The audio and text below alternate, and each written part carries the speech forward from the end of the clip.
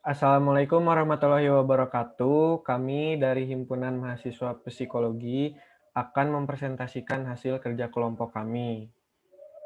Di sini ada nama anggota kelompok. Yang pertama Shelva, kedua Muhammad Hasan Basir, yang ketiga Jessica, keempat Rania, yang kelima Putri. Nah, di slide pertama kali ini ada filosofi logo. Di sini di sisi kiri sudah ada logo Himpunan Mahasiswa Psikologi Telkom University.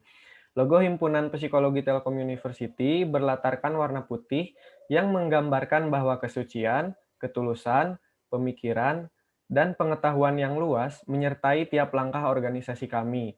Sedangkan bentuk perisai yang diletakkan di tengah adalah perpaduan antara simbol psikologi dengan logo Telkom University yang bermakna satu kesatuan antara keduanya. Perisai sendiri memiliki arti pertahanan yang artinya pertahanan dalam melindungi serta mengayomi tiap individu yang memerlukan bantuan akan kesehatan secara psikologis seperti yang sudah ditanamkan pada organisasi ini. Dan untuk warna abu yang mengelilingi perisainya bermakna menenangkan dan aman. Itu juga diartikan untuk menerangi dan menyelamatkan mereka yang berada dalam situasi kehidupan yang sulit sesuai dengan bidang kita yang bergerak di dalam kesehatan psikologi.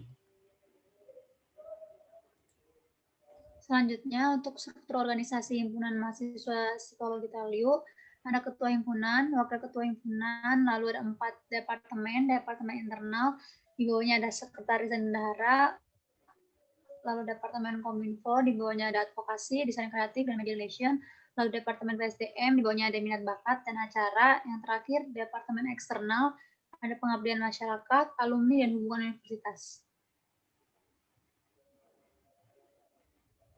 Untuk visi himpunannya, menjadikan himpunan mahasiswa psikologi Telkom University sebagai wadah dan sarana untuk terus berkembang serta menjadikan himpunan mahasiswa psikologi Telkom University yang berintegritas, kekeluargaan, dan profesional. Misinya yang pertama menjadi wadah dan sarana bagi mahasiswa untuk dapat menyalurkan dan mengembangkan potensi. Yang kedua, meningkatkan relasi dan silaturahmi antar alumni, universitas, dan prodi lain. Yang ketiga, menciptakan lingkungan yang rukun dan bertoleransi. Yang keempat, menjadi sarana penghubung antar mahasiswa dan prodi, memberikan informasi yang jelas dan akurat, serta menerima seluruh aspirasi mahasiswa yang responsif. Terakhir, meningkatkan kinerja himpunan yang lebih aktif, dinamis, jujur, kreatif, dan responsif. Selanjutnya ada pola komunikasi. Jadi pola atau jaringan komunikasi yaitu semacam arus komunikasi yang dilakukan individu ke individu lainnya dalam organisasi maupun kelompok. Nah, himpunan psikologi teologi ini kita memakai jaringan lingkaran. Jadi gimana sih prosesnya itu? Jadi proses pola lingkaran itu semua anggota dalam organisasi dapat berkomunikasi dan interaksi satu dengan yang lainnya. Jadi arusnya itu sambung menyambung seperti bentuknya yaitu lingkaran. Contohnya, anggota Departemen Kominfo bisa berkomunikasi dengan anggota Departemen PSDM. Tujuannya itu agar komunikasi yang terjalin bisa berjalan dengan baik dan seharusnya juga upaya untuk menghindari miskomunikasi. Selanjutnya ada media komunikasi internal.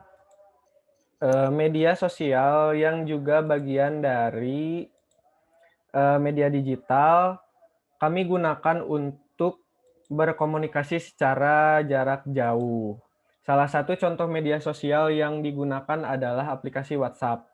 Kami memiliki grup WhatsApp organisasi yang beranggotakan seluruh jajaran organisasi. Grup WhatsApp ini digunakan untuk diskusi, membagikan info-info penting, memberi instruksi, dan lain sebagainya. Aplikasi Zoom dan sejenisnya juga sangat membantu kami dalam berkomunikasi secara jarak jauh di masa pandemi ini. Zoom biasanya kami gunakan untuk mengadakan pertemuan, rapat, seminar edukasi, dan lain sebagainya. Media digital juga membantu kami dalam mengadakan kegiatan-kegiatan seperti seminar yang telah disebutkan, atau dengan nama lainnya yaitu webinar yang berisi informasi edukasi, serta hal-hal lain yang menurut kami layak untuk dibagikan kepada seluruh halayak dengan menggunakan aplikasi Zoom tentunya, sesuai syarat dan ketentuan yang berlaku. Sejauh ini, itulah beberapa alasan digunakannya media digital sebagai salah satu media untuk berkomunikasi dengan seluruh jajaran organisasi, terlebih di masa pandemi seperti ini. Selanjutnya, ada media komunikasi eksternal. Media komunikasi eksternal yang kami gunakan adalah telepon, handphone, dan internet. Ketiga media tersebut sangat diperlukan dalam komunikasi, apalagi dengan pihak eksternal yang mencakup jauh lebih luas. Seperti telepon, dalam hal organisasi, kami memerlukan telepon sebagai hal yang paling utama untuk bisa menyampaikan serta saling berinteraksi antara satu dengan lainnya. Hampir semua organisasi sampai di perusahaan pun menggunakan telepon untuk menjaga keseluruhan. Selain itu, saat ini hampir semua individu telah memiliki handphone. Handphone digunakan sebagai media komunikasi yang dinilai lebih efektif dan lebih nyaman, karena dapat dibawa kemana-mana. Selain itu, kami juga menggunakan internet. Internet merupakan jaringan komunikasi yang selalu ada di handphone. Internet juga dapat memudahkan kami dalam mencari berbagai informasi.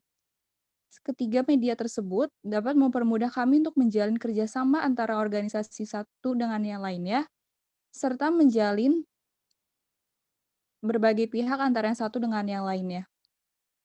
Selanjutnya ada tantangan dan hambatan media komunikasi. Yang pertama adalah media komunikasi internal.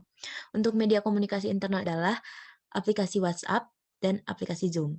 Adapun hambatan dan tantangannya, yang pertama itu penggunaan aplikasi Zoom dalam waktu lama akan cukup menghabiskan banyak kuota internet.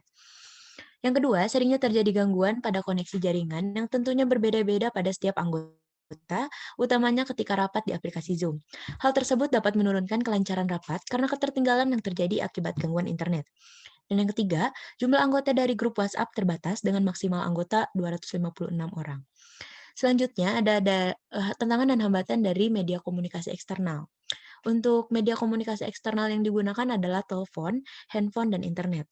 Adapun hal yang menjadi tantangan dan hambatan yang akan dihadapi dengan media komunikasi eksternal, yaitu kurang efektifnya pembicaraan atau rapat dengan pihak eksternal secara virtual karena seringkali terjadi hambatan, seperti gangguan koneksi, serta penggunaan telepon yang sudah mulai jarang digunakan. Selanjutnya ada budaya organisasi hima psikologi. Budaya organisasi adalah rangkaian sistem prinsip yang diakui bersama dan diaplikasikan oleh seluruh elemen organisasi. Hal ini menjadi pembeda antara organisasi satu dengan yang lainnya. Budaya organisasi ini terdiri dari budaya visible atau terlihat dan budaya invisible atau tidak terlihat. Untuk budaya visible, budaya organisasi visible atau terlihat di organisasi yang kami buat yaitu adanya budaya berpakaian di organisasi, yakni di mana setiap kegiatan, acara, pertemuan, atau diadakannya rapat diharuskan memakai seragam organisasi yang telah disediakan guna memperlihatkan identitas organisasi karena seragam menggambarkan sebuah tim yang solid. Maksud dari penggunaan seragam ini adalah para anggota berada di bawah satu komando yang sama, karena pada intinya, aturan memakai seragam adalah kebersamaan dan keseragaman. Selain itu, adapun logo organisasi yang dibuat guna menjadi salah satu identitas atau ciri sebagai pembeda dari organisasi-organisasi lainnya. Selanjutnya, budaya organisasi invisible dari organisasi yang kami buat ialah pada setiap divisinya diusahakan untuk mengadakan forum atau rapat setiap 1 minggu sekali, dan pada forum tersebut mereka membicarakan apa yang telah mereka kerjakan sebelumnya dan melaksanakan evaluasi serta melakukan rancangan tentang apa yang akan dilakukan ke depannya. Selain itu, adapun budaya organisasi invisible lainnya yaitu terdapat aturan-aturan yang berguna untuk mendisiplinkan anggota. Contohnya seperti aturan disiplin waktu, di mana anggota harus hadir paling telat 15 menit dari waktu yang telah ditentukan, dan jika melanggar akan mendapatkan konsekuensi yang akan disepakati oleh anggota yang hadir dalam forum, rapat, ataupun kegiatan tersebut.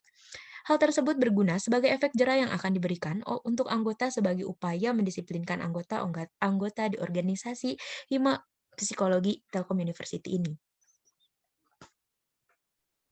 Selanjutnya ada identitas organisasi. Jadi, identitas organisasi ini ciri khas atau suatu hal yang berfungsi untuk membedakan antara satu organisasi dengan organisasi lainnya. Menurut Witten tahun 2006, beliau mengatakan atribut identitas organisasi bersifat sentral, abadi, dan khas.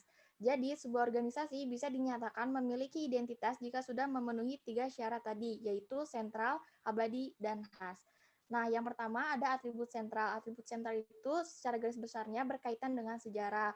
Pada Hima Psikologi Tell You, atribut sentral itu lebih pada logo. Jadi logo kita memiliki makna dan sejarahnya terbentuknya Hima Himpunan Psikologi Tell You University.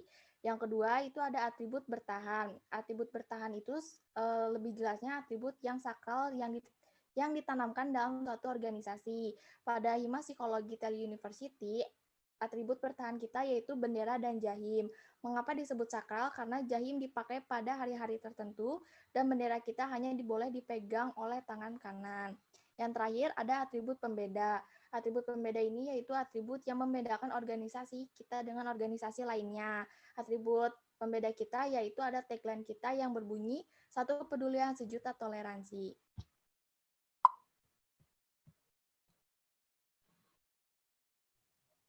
Selanjutnya ada 5 rencana proyek eksternal. Yang jangka panjangnya, yang pertama, mempertahankan hubungan dengan alumni dan terus menjaga relasi. Yang kedua, mengadakan pengabdian masyarakat ke lingkungan sekitar kampus secara rutin tiap 2 bulan sekali. Yang ketiga, membuat jaringan dan relasi dengan hima psikologi di kampus lain. Untuk jangka pendek, yang pertama, menyelenggarakan seminar-seminar mengenai kesehatan mental kepada mahasiswa dalam kampus maupun di luar kampus. Yang kedua, melakukan kunjungan atau kampus visit ke hima psikologi di kampus lain.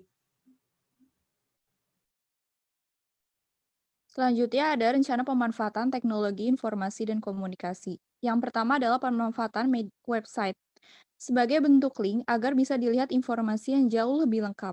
Informasi tersebut juga bisa memuat berbagai macam pengetahuan mengenai psikologi. Pengetahuan tersebut berguna untuk meyakinkan orang lain agar informasi yang didapatkan dapat lebih banyak dan menyeluruh serta sebagai petunjuk. Yang kedua adalah media sosial. Saat ini sudah banyak orang yang menggunakan media sosial sebagai media informasi, hiburan, dan lain-lain. Pemanfaatan tersebut juga bisa berupa online shop serta berbagai macam video, foto, dan lain-lain. Untuk menunjang terlaksananya proyek ini, kami menggunakan media sosial seperti Instagram, WA, Line, yang digunakan untuk mempromosikan serta memberitahukan informasi-informasi penting seperti waktu pelaksanaan acara. Yang ketiga adalah menggunakan aplikasi Google Meet atau Zoom untuk pelaksanaan acara seperti seminar. Tentu diperlukan aplikasi ini agar kita dapat mengetahui berbagai rencana serta progres yang sudah kita capai. Selain itu, kami juga bisa menjaga relasi antara yang satu dengan yang lainnya, dan juga kami menggunakan WA atau Line atau Gmail sebagai media untuk melakukan komunikasi serta untuk mengirimkan berkas-berkas. Di sini ada contoh konkret dalam melakukan praktek operasional organisasi. Yang pertama ada kompetitif. Himpunan Mahasiswa Psikologi Telkom University sangat kompetitif di bidang akademik maupun non-akademik. Akademik misalnya kita mengikuti lomba sains bertemakan mental health, non-akademik misalnya mengikuti kompetisi atau kejuaraan bola basket antar jurusan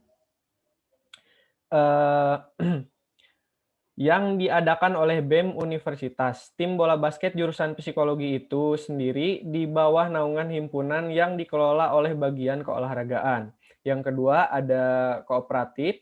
Himpunan Mahasiswa Psikologi Telkom University telah menjalin kerjasama di bidang kesehatan mental dengan beberapa rumah sakit yang tersebar di berbagai daerah.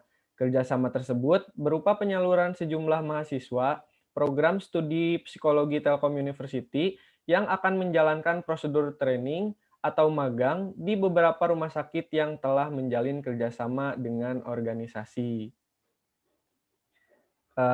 Sekian dari kelompok kami. Mohon maaf bila ada kesalahan. Wassalamualaikum warahmatullahi wabarakatuh.